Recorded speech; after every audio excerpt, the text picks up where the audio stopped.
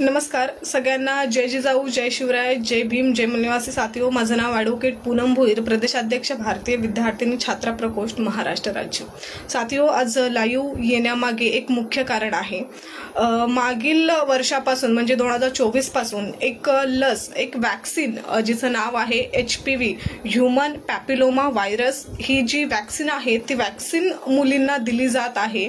आणि हे त्याच्यामागे असं सांगितलं जातं की मुलींमध्ये मुली आणि महिलांमध्ये जे सर्वायकल कॅन्सरचं प्रमाण वाढत आहेत। सर्वायकल कॅन्सर म्हणजे काय, जे गर्भाशयाचं कॅन्सर आहे त्याचं प्रमाण खूप जास्त प्रमाणामध्ये वाढत आहे आणि ते कुठेतरी थांबलं पाहिजे। त्याला प्रतिबंध अशी ही HPV ची लस आहे। ती लस संपूर्ण राज्यामध्ये कंपल्सरी केलेली आहे। काही ठिकाणी ती कंपल्सरी करून ज्या विद्यार्थ्यांना ती घ्यायची नाही त्यांच्यावर सुद्धा जबरदस्तीने त्यांच्याकडून फॉर्म संमतीपत्र भरून घेऊन ती लस त्या विद्यार्थ्यांना, त्या मुलींना दिली जात आहे।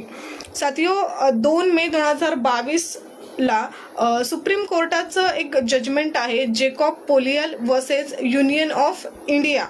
या एका खटल्यामध्ये सुप्रीम कोर्ट असं म्हणतं की एखाद्या वॅक्सिनची पूर्ण माहिती त्या पॅरेंट्सना देऊन त्यांची जर संमती असेल तरच ते वॅक्सिन, ते मेडिसिन आपापल्या विद्यार्थिनींना किंवा आपल्या त्या पाल्याला दिलं पाहिजेत, असं सुप्रीम कोर्ट म्हणतं।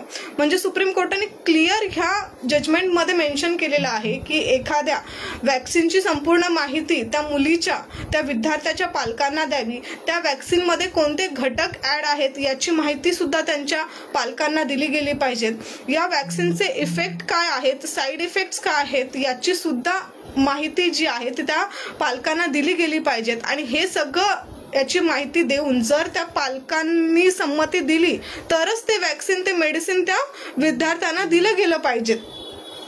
त्याचप्रमाणे सुप्रीम कोर्ट असं सुद्धा म्हणतं की जर एखाद्या पालकांनी आपल्या विद्यार्थ्याला, आपल्या मुलाला ते वॅक्सिन घेण्यासाठी नकार दिला तर त्या नकाराचं कारण सुद्धा तुम्ही त्या पालकांना विचारू शकत नाही, असं क्लिअर सुप्रीम कोर्टाने या जजमेंटमध्ये म्हटलेलं आहे। मग असं असून सुद्धा भारत सरकार जे आहे किंवा महाराष्ट्र शासन जे आहे ते प्रत्येक स्कूलला हे जबरदस्ती का करत आहेत की हे वॅक्सिन घेणं कंपल्सरी आहे, जबकि सुप्रीम कोर्टाने क्लिअर सांगितलंय की हे वॅक्सिन घेणं कुणावरही बंधनकारक नाहीये। ज्याची इच्छा असेल त्यालाच ते वॅक्सिन दिलं गेलं पाहिजेत। तरी सुद्धा महाराष्ट्र शासनातर्फे त्या शाळेच्या किंवा त्या जी शाळा स्कूल आहे त्याच्या शिक्षकांना प्रेशराईज केलं जाते आणि शिक्षक प्रेशराईज करतायत त्या आई वडिलांना आपल्या मुलांनी ते, आपल्या मुलींनी ते वॅक्सिन घेतलं पाहिजे। तर हे एक सुप्रीम कोर्टाच्या आदेशाचं उल्लंघन करण्याचं काम जे आहे ते काम महाराष्ट्र शासनातर्फे होत आहे। तर हे कुठेतरी थांबलं गेलं पाहिजेत। आणि असं महाराष्ट्रातील जवळजवळ ही लस जी आहे ती सर्वप्रथम पुणेमधील BG मेडिकल कॉलेज आहे, त्या मेडिकल कॉलेजमध्ये ही लस देण्यात आली। त्याच्यानंतर ती लस प्रत्येक जिल्ह्यांमध्ये ते हळूहळू प्रमाणामध्ये सगळीकडे देत आहेत। जसं की रत्नागिरीमध्ये सुद्धा त्याने हे लसीकरण केलं, त्याच्यानंतर कोल्हापूरमधील काही जिल्ह्यांमध्ये लसीकरण केलं। आणि एवढंच नाही तर हे फक्त महाराष्ट्रातच नाही, HPV वॅक्सिन जी आहे ती महाराष्ट्राच्या बाहेरची जी काही राज्य आहेत त्या राज्यांमध्ये सुद्धा HPV नावाची वॅक्सिन दिली जात आहे आणि तिथं सुद्धा सरकार कंपल्शन करत आहे। तर सरकारने कंपल्सरी करू नये आणि सरकार एक तरफ सुप्रीम कोर्टाच्या आदेशाचं हे उल्लंघन करत आहे। आपल्या माहितीस्तव मी सांगू इच्छिते की ही जी HPV वॅक्सिन जी मुलींना दिलं जात आहे ते vaccine Serum institute India private limited या कंपनीद्वारे दिली जात आहे, जी 2019-20 ला जे आपल्याला कोविड-19 ही लस संपूर्ण भारतभर सरकारने जबरदस्तीने सगळ्यांना दिली होती। ती लस, ती वॅक्सिन सुद्धा याच Serum institute of India private limited या कंपनीकडून दिली गेली होती। आणि ही HPV नावाची जी काही लस आहे ती लस सुद्धा याच इन्स्टिट्यूट मार्फत आपल्याला दिली जात आहे। तर माझी आपणा सर्वांना हीच विनंती राहील, जर आपल्या भागांमध्ये जर तुमच्या मुलीच्या शाळेमध्ये जर कुठेही HPV नावाची जर लसीकरण देण्यासाठी जर आपल्या मुलींना, आपल्या पालकांना जर प्रेशराईज करत असेल तर तुम्ही आमच्याशी संपर्क साधू शकता। आपल्या जिल्ह्यामध्ये भारतीय युवा मोर्चा, भारतीय विद्यार्थी मोर्चा, भारतीय विद्यार्थिनी छात्र प्रकोष्ठाच्या प्रत्येक विंग आपल्या संघटनेच्या आपापल्या जिल्ह्यांमध्ये आहे। तर आपण कोणत्याही कार्यकर्त्याला संपर्क संपर्क साधू शकता आणि आपण आमच्या पेजला सुद्धा कनेक्टेड राहू शकता।